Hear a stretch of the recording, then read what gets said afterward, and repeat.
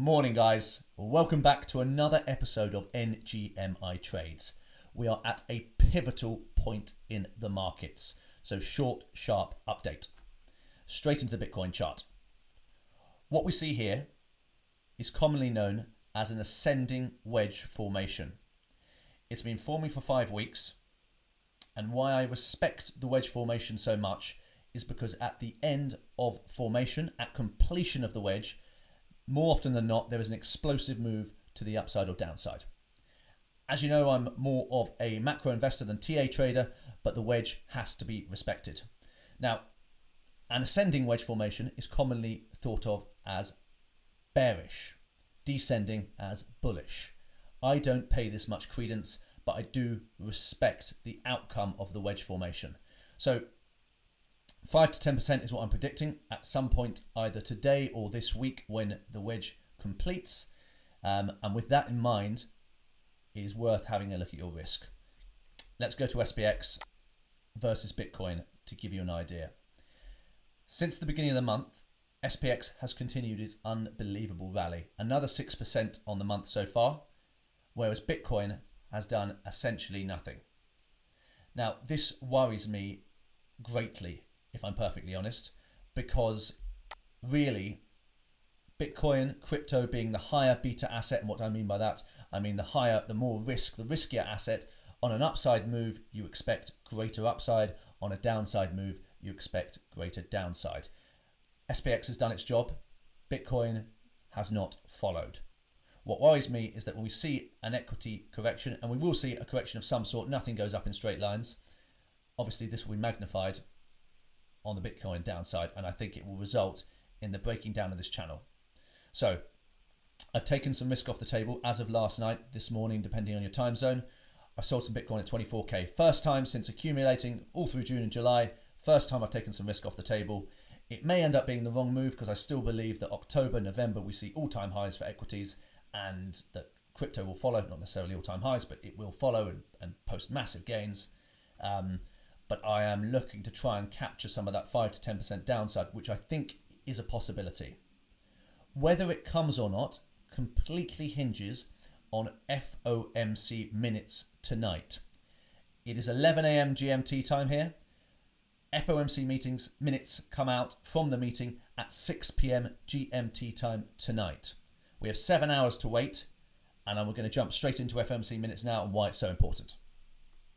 FOMC minutes. Terminology matters, and the market will be looking for the tiniest indicator of what to expect in September. So, number one, the bull case.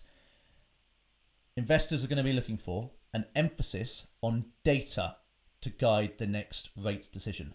The market has now picked up, and that is why we've seen this rally from 3,650 on SPX to 4,300, a massive rally in the space of 2 months. While we've seen Ethereum 2x, while we've seen Bitcoin put in the gains that it has done, the market is realizing and recognizing and reacting to what we've been talking about for the last 2 months. The worse the economic data gets, ironically, the best this is to risk for risk. Why? Because the FOMC cannot raise interest rates when the house is burning down around them. They just can't. If inflation is under control, which we think it is and it's coming down, they cannot raise rates. So, emphasis on data to guide the next rates decision. If we see anything like that in the minutes at 6 p.m. GMT time tonight, risk will take off again. Equities will rally. Bitcoin will break out of this ascending wedge formation, and we're going to post big gains. 2, any sort of indicator that sub 75 basis points is on the table in September. This is ridiculous, really, to think that this is a bullish signal, but the market has priced in 50 to 75 basis points. I actually personally think we probably need more than that to show a continued move higher, but 75 basis points, sub 75 basis points is the base case to see some sort of further risk rally. Now, if we don't see any of this and we see a neutral response, then I think that equities take a breather, and that is why I think that Bitcoin will unfortunately break down out of this wedge formation and probably post a 5 to 10% loss.